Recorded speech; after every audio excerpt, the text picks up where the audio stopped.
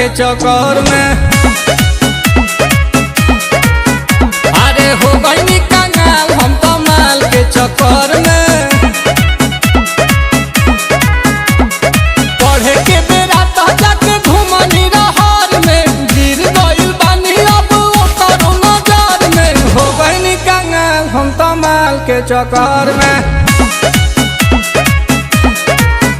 अरे हो गई कंगाल हम तो माल के चक्कर में।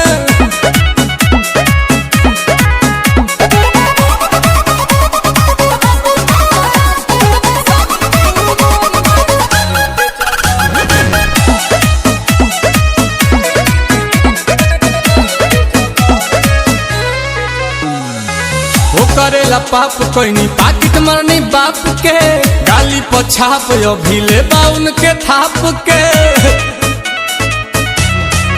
कि हम तो अपन ही घरवा में चोर भइनी, बाते कर जला डाइल करज खोर भइनी। कि मन करे कूद जाई जाई के नहर में, मन करे कूद जाई जाई के नहर में। हो गई कंगाल हम तो माल के चक्कर में। अरे हो गई कंगाल हम तो माल के चक्कर में।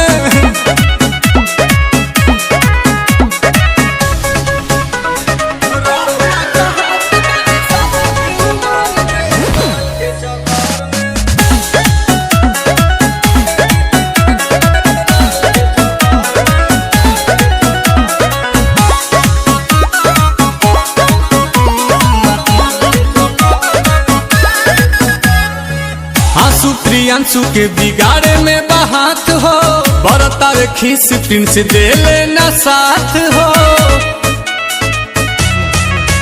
भैले नील कमल घर के न घाट के, अब